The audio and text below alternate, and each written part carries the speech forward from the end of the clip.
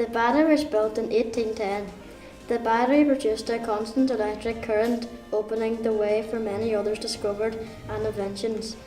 It also provided power for the telegraph and telephone industries.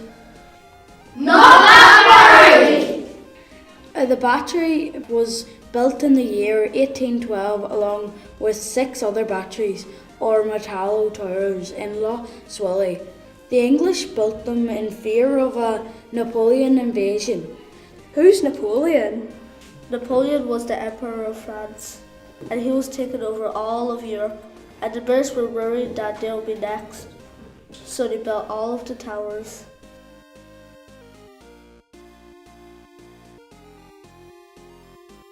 All 6 battery towers were built in different locations, one in Rathmullan.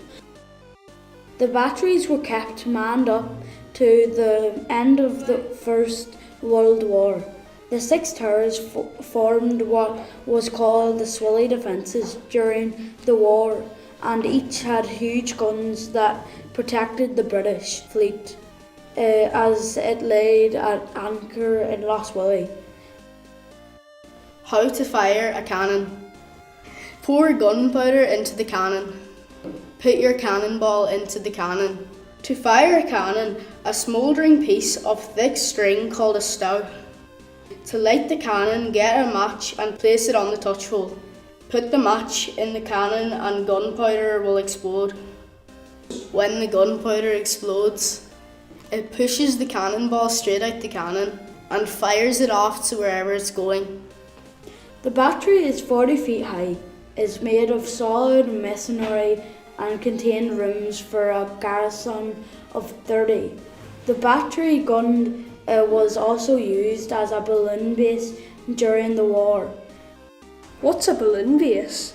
They would have a hot air balloon tied to a rope. They would have a lookout soldier in the balloon, so they can look out all across Lough Swilly. During World War I, Lough Swilly was full of warships.